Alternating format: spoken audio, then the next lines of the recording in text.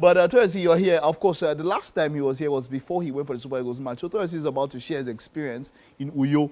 He was at Uyo for the Super Eagles. No, not loss. I always want to start with loss, but it seemed like a loss. Yeah, tell us, how was the experience traveling to Uyo, covering that match, and of course being there on match day up until you came back? Well, actually, the vibe of the Super Eagles in Uyo is actually very, very high. When the Super Eagles are in town, the city is very much different. You know how vibrant Lagos is. Uyo is very much different. But you know, when you see people coming out to watch football, I think they don't pay for money to watch football. Most importantly, the governor will be the one to say he has bought every ticket in the stadium, and it's quite sad.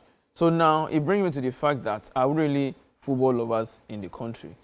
But it's not about maybe location, because people have spoken that if that open stadium in Lagos, wouldn't we fill that stadium? It's just a question.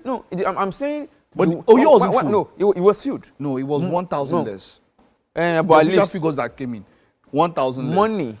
Uyo is 20. I mean, 30,000. 30,000. My problem is not about people coming to the stadium, because of course that day we saw a lot of people. They were even standing outside. They did not allow people to enter. Okay. My problem is, why are we selling tickets? I mean, why are we opening stadiums for free?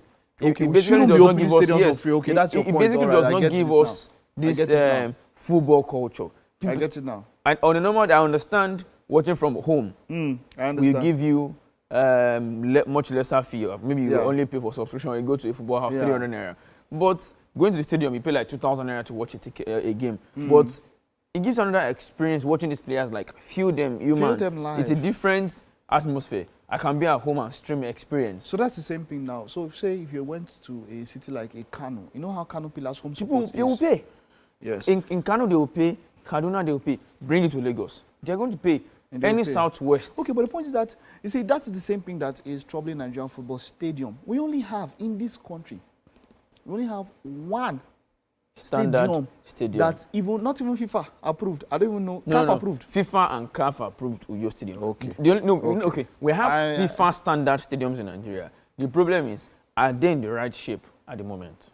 We've hosted the Youth World Cup. Yeah, under 20, under 17 do you understand? World Cup. We still remember one of the biggest pinnacles for Nigerian football was Nigeria '99. Yes. Where we hosted, what was that? Was that under 17 or it was under 20? Under 20. Under 20. I still remember.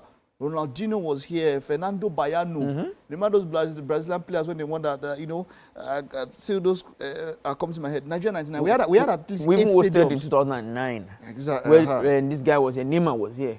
Umi Song, Shaka, Shaka was there. They played in Teslim Balogun Stadium. Coutinho was there. A lot of people were there. Gabriel Magalhaes, what's his name? Yeah. So you see, that's it. This has been the problem with us as a country. Maintenance. Terrible maintenance culture. We've had these things. All they need to do, probably hand them to clubs. Because even for club football, we don't even have any standard stadium. Okay, is there any club that has a standard stadium? Remo Stars have. Only Remo Stars? Yes. That stadium is up to 2 years old. It's very recent. No, it's almost over 2 years now. But I'm saying it's a recent stadium. Yes, but I can give you an example. Shooting Star Stadium in Ibadan. Okay. It is not up to 5 years that they renovated that stadium, and the pitch is out of sorts now. So it is a thing about maintenance. Sporting Lagos, their stadium was almost completed. It's very similar to what Crystal Palace have, but the coastal thing they wanted to do, so they demolished half of the stadium. Due to that coastal yes, the coastal line. That is why they demolished half of Sporting Lagos's new stadium. So now they are trying to look for ways to make sure that they are going to build another stadium. They built it in a similar way that like all this like a community stadium. Exactly, because very similar to Remo Stars. You have to understand that even the Uyo Stadium is an Olympic stadium. Yes. So the tartan track around it alone, it makes you can't feel the crowd as much as you feel. They won't be closer to the pitch. Exactly. So that tartan track alone. So we should even make stadiums that are not football centered. And that's what you're talking about. And then when you say community stadium, you're talking of Craven Cottage. Craven Cottage is basically built around the cottage. In fact, now person backyard, their cottage where they switch town. Exactly. Same thing. If I remember Luton Town, yeah. Luton Town. You know, small community stadiums where people can come and all of that. And we have that with Onikon. Yes. You know, but like you said, like you've mentioned, maintenance culture, it's a problem. And this is not just about the government. They have their own part to play. Yeah. But let's leave them. we cannot even decide. Let's come to even ourselves. The way because I feel like if 1999 we had 89 stadiums, standard, and then these stadiums were given to clubs to play as their home games. Are government owned, remember? Yes, they are government owned, but who are the people that manage them? People will still manage them. They are still government officials, one way or the other. See, look at Onikon Stadium now. It's been maintained to a certain extent. Why? Because private clubs in Lagos State are paying money to maintain it. Any match day you are using the stadium, you pay. So that money that they are using to finance the stadium. Remo Stars have grown from using tarpaulin, this for display, all these their sponsors. Now they have this electronic board. So you see, and they have over 4 training pitches. It is not their own match pitch that they are using to train. So it shows that a private investment is what we need for our football. People are paying for tickets. Sporting Lagos ticket is minimum of 2,000 naira. People are paying, and that's for an NNL game. NNL. In Remo Stars, people are paying 1,000 naira to watch Remo Stars. In Igorodu City, people are paying. Interlagos, people are paying. So I think it's just the way people have spoiled Nigerians about coming to stadium to watch games. In Uyo, people ask, then go, no worry, then go open up for free for us. Almost every time I go to Uyo, the governor is always buying tickets, making sure that everywhere is filled up. The last time they did not do it, half of the stadium was not filled till about 15 minutes before kickoff. They now announced that the governor had bought tickets. Before we knew it, the stadium was filled. I'm like, so if they don't buy a ticket for you people, you will not come. But taking away, I mean, talking about the game itself, it was very bad. No, actually, we would have won the game 4-0, 5-0 if we were clinical enough. And the goalkeeper was actually awesome on that day. Osimhen had shot on target that the goalkeeper had no business saving. Very true. But his first 2-3 attempts. If they had gone in, but they also had our chances.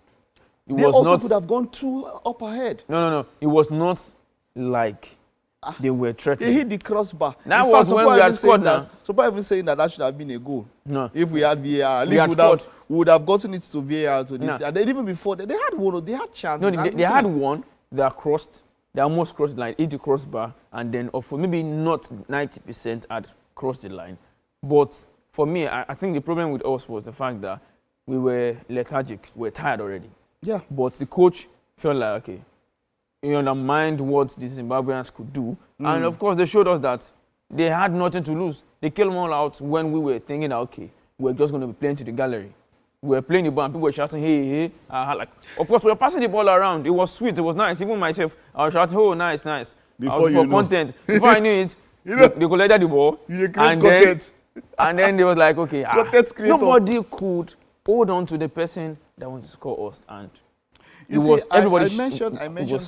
mentioned something. We'll talk about it a lot more when we talk about the Super Eagles and their rankings. But I mentioned it that how many Super Eagles players play 90 minutes week in, week out?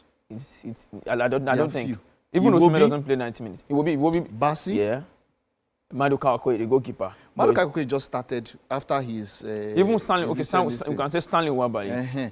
But if you look at the outfield players, indeed, he does not play 90 minutes steady. Even though he's a regular for Leicester City. Does not play 90 minutes full time. You understand?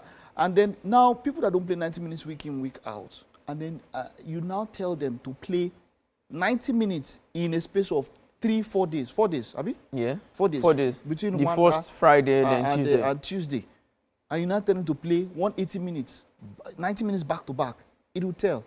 Yeah. And I think, see, if we had won, all these permutations would have not come out. But we were just unlucky. And I think I would blame luck. I would also blame ourselves for conceding very late. 90 minutes. The referee already brought out that the additional time. It was just 3 minutes.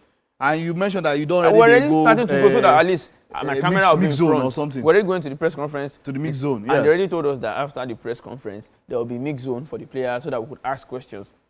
Nobody come out. Even the press conference, Ekong could not attend the press conference. It was only the coach. The coach did not even give us a good press conference. He was scratching his head asking. But you know, for buy pure water, you know the solution to the you know, you pour the share, he gave us that pose when on the pitch when he sat down and he bent his head like this. I was like, make them pour cold water. Because they know nobody, the technical team should have just used their scope that this man needs water.